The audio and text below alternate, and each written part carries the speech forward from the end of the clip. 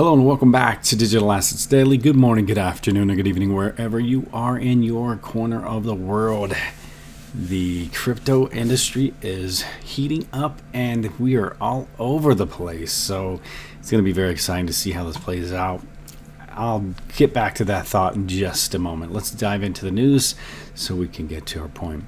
Latam is a hotbed of opportunities for crypto companies, according to Ripple. Ripple, the cryptocurrency and payments company, has issued an article examining the opportunities that Latam brings for crypto companies as its regulated payments rails come to crypto.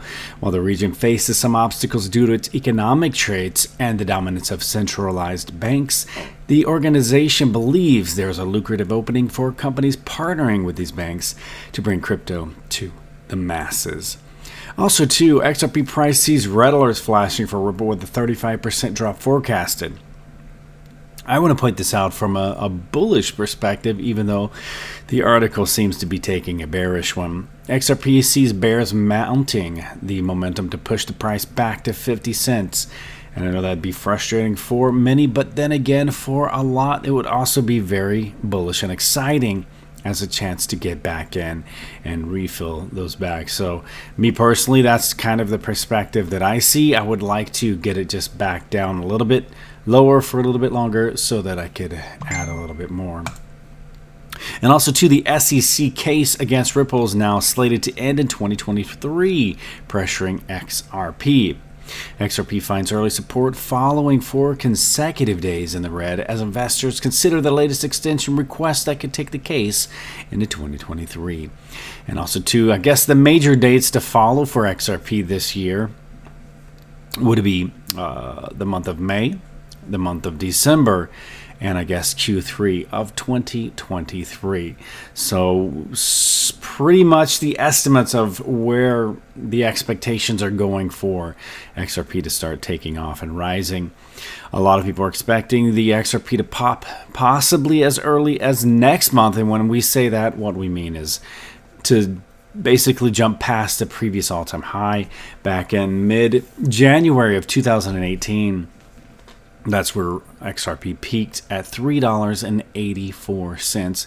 And I think what they could possibly do, if it does go as early as next month, I think they would possibly just do a little bit of a pop to get it to that all-time high. So it minimizes people buying back in with such large bags and large amounts. So I think if we do have another dip, that could possibly frighten the remaining weak hands or the people just exhausted and tired. The long-term investor is going to be holding anyway without selling any. So having said that, I think if they do something like that and let it have a little bit of a jump, that's where I believe it would go. And then maybe a slow climb until it takes off. If there's no delay in ISO 20022 in November, I still believe, regardless of the case, I believe it would start climbing even more significantly. But if they do end up closing the case around November as expected, no matter what the article is saying, possibly 2023, then it would really launch, and I believe we could see as high as 3 to 4 digits. But having said that, if there is a delay and then they do push it in 2023, basically they were not ready yet. Now, so the SEC versus Ripple lawsuit delay is expected as new developments emerge. I just want to get into this section of the article really quick here.